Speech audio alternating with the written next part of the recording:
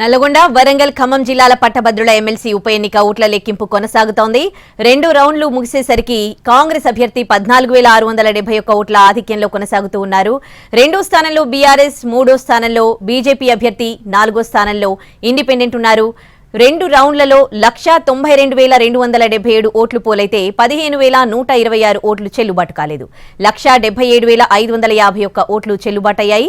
ఇంకా 1,43,736 ఓట్లు లెక్కించాల్సి ఉంది. ఇక ఇదే అంశానికి సంబంధించి పూర్తి డీటెయిల్స్ మా ప్రతినిధి విజయభాస్కర్ అందిస్తారు లైవ్ లో అక్కడి నుంచి. విజయభాస్కర్, ఎంతసేపట్లో పూర్తి ఫలితం రానుంది? ఇప్పటివరకు ఎంత పర్సెంటేజ్ ఓటింగ్ కౌంటింగ్ అయింది?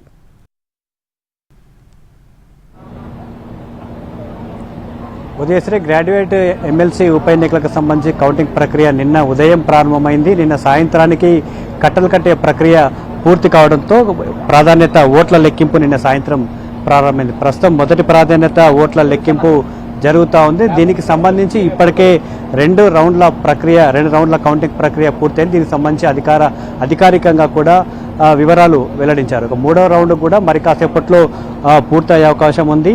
ఆ తర్వాత వెంటనే 4వ రౌండ్ ద్వారా మొదటి ప్రాధాన్యత లెక్కింపు పూర్తవుతుంది. 4వ రౌండ్కు సంబంధించి కౌంటింగ్ ప్రక్రియ ఈ సాయంత్రానికి పూర్తయ్యే విధంగా అధికారులు ఏర్పాటు చేశారు. ఏదైతే మొత్తం కౌంటింగ్ ప్రక్రియ పూర్తయిన తర్వాత చెల్లని ఓట్లు పోలైన ఓట్లలో సగం కంటే ఎక్కువ ఓట్లు వచ్చిన వారిని వచ్చిన అభ్యర్థి విజేతగా ప్రకటిస్తారు. కాబట్టి మొత్తం కౌంటింగ్ ప్రక్రియ పూర్తయిన తర్వాత ఎవరికైతే ఆ కోటా ఓట్లు వస్తాయో ఆ అభ్యర్థిని విజేతగా ప్రకటిస్తారు. ఒకవేళ ఆ కోటా ఓట్లు కనుక రాకపోతే ఖచ్చితంగా 2వ ప్రాధాన్యత ఓట్ల లెక్కింపుకు వెళ్లాల్సి ఉంటుంది. ప్రస్తుతం జరుగుతున్న ట్రెండ్ ప్రకారం అయితే ఖచ్చితంగా మొదటి ప్రాధాన్యతలో ఎవరు కూడా విజేతగా ప్రకటించే అవకాశం అయితే లేదు. ఖచ్చితంగా 2వ ప్రాధాన్యతకు వెళ్లాల్సిన అవసరం అయితే ఉంటుంది. కాబట్టి మొదటి ప్రాధాన్యత ఈ సాయంత్రం 7-8 గంటల వరకు పూర్తయిన తర్వాత కోటా నిర్ధారించిన తర్వాత 2వ ప్రాధాన్యతకు వెళ్లాల్సి ఉంటుంది.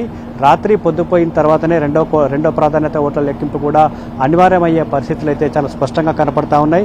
అధికారులు అయితే ప్రస్తుతం కౌంటింగ్ ప్రక్రియను కొనసాగిస్తున్న పరిస్థితి అయితే ఉంది. కోటా ఎంత ఉంటుంది అనేది మాత్రం మొదటి ప్రాధాన్యత ఓట్ల లెక్కింపు పూర్తయితేనే తెలుస్తుంది. అయితే ఈ ఆలస్యం కొంత కౌంటింగ్ ప్రక్రియ అయితే ఆలస్యం అవుతుంది. దీనికి ప్రధానంగా చెల్లని ఓట్ల వివాదమే ఈ కౌంటింగ్ ప్రక్రియ ఆలస్యంగా మనం చెప్పుకోవచ్చు. ఎందుకనంటే ఆ అభ్యర్థి ఎంపిక మొదటి ఓట్ల ప్రాధాన్యత క్రమంగా నెంబర్స్ ఇస్తారు. కాబట్టి ఈ నెంబర్స్ ఇచ్చే విషయంలో ఓటర్ ఇచ్చిన ప్రాధాన్యత విషయంలో వివిధ పార్టీలకు సంబంధించిన ఏజెంట్లు అభ్యంతరాలు తెలపడం, అక్కడ వివాదాలు రాదుకోవడం, ఆ తర్వాత ఏఆర్ఓలు దీని సమస్య పరిష్కరించే రైట్. థ్యాంక్స్.